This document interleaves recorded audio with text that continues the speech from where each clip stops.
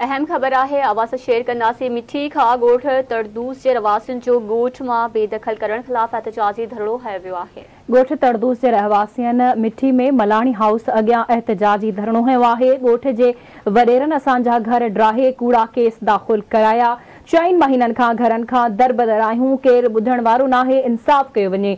Breaking news अवां सां share करे रहिया आहियूं। मिठी मां जिथे ॻोठ तड़दूस जे रहवासियुनि जो ॻोठ मां बेदख़ल करण ख़िलाफ़ एहतजाजी धरणो। ॻोठ तड़दूस जे रहवासियुनि मिठी में मलाणे हाउस अॻियां एहतजाजी धरणो हयो। ॻोठ जे वॾेरनि असांजा घर ड्राहे कूड़ा केस दाख़िल कराया आहिनि। मुज़ाहिरीन जो चवणु आहे त 4 महीननि खां घरनि खां दरबदर आहियूं, केरु ॿुधण वारो नाहे, इंसाफ़ कयो वञे।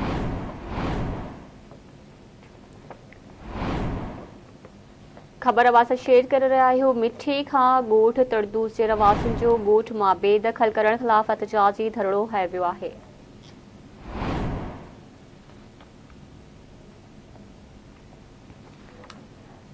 मिठी मां खबर आहे जिथे ॻोठ तड़दूस जे रहवासियुनि जो ॻोठ मां बेदख़ल करण ख़िलाफ़ एहतजाजी धरणो। ॻोठ तड़दूस जे रहवासियुनि मिठी में मलाणे हाउस अॻियां एहतजाजी धरणो हयो आहे। मुज़ाहिरीन जो चवणु आहे त ॻोठ जे वॾेरनि असांजा घर ड्राहे कूड़ा केस दाख़िल कराया आहिनि। 4 महीननि खां घरनि खां दरबदर आहियूं, केरु ॿुधण वारो नाहे, इंसाफ़ कयो वञे।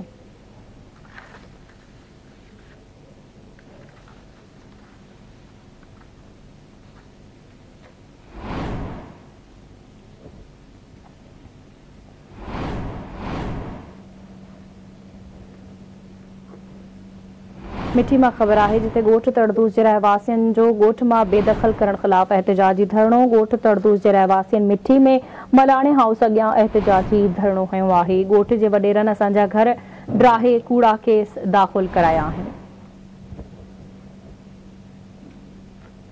तफ़सील मालूम कंदासीं आवाज़ न्यूज़ रिपोर्टर फ़कीर बशीर अहमद खां। जी फ़कीर बशीर, वधीक छा तफ़सील आहिनि, आगाह कजो। बिल्कुल, ये मिठी जो जेको मलाणी हाउस है उन अॻियां ॻोठ तड़दोस जे रहवासियुनि जेके ॻोठ खां कुझु अर्सो अॻु जेके बेदख़ल कया हुआ ॻोठ जे भाउर जी ज़ियादतुनि जे करे, उन्हनि पारां इहो डॉक्टर महेश मलाणी जेका आहे अॻूणो MLA, उनजे घर जे अॻियां उन्हनि धरणो हयो आहे। भील बिरादरी सां उन्हनि तालुक़ रखनि था, जिन में सवाई भील, रणजीत भील, मगन भील जेको आहे उन्हनि जी अॻुवाणी में औरतुनि ऐं ॿारनि समेत उन्हनि धरणो हयो।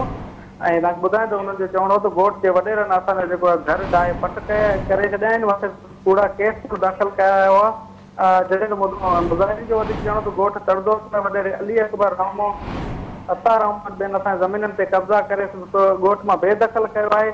4 महीननि खां दरबदर आहियूं, पर केरु ॿुधण वारो नाहे। असीं पीपल्स पार्टी जे MLA महेश मलाणी खां मुतालबो कयूं था त असांजो जाइज़ मसइलो जेको आहे उहो हल कयो वञे। उन मौक़े ते डॉक्टर महेश मलाणी जेको अॻूणो MLA आहे उनजो PSO जेको आहे सिराज कुमरो पारां उन्हनि सां ॻाल्हि ॿोल कई ऐं हुन चयो त इहो धरणो जेको आहे गेट ते हणी करे इहो ब्लैकमेलिंग जो हिकिड़ो तरीक़ेकार आहे। तव्हां अचो, असां सां ॻाल्हियूं कयूं ऐं असां जेको आहे अॻिते ॻाल्हायूं था ऐं तव्हांजो उन पारां जेको आहे उनजो मसइलो हल करण जी ख़ातिरी कराई वई, जंहिं बाद उहो धरणो जेको आहे उतां ख़तमु कयो वियो। जी ठीकु आहे, मुंहिंजी वॾी महिरबानी फ़कीर बशीर अपडेट करण लाइ।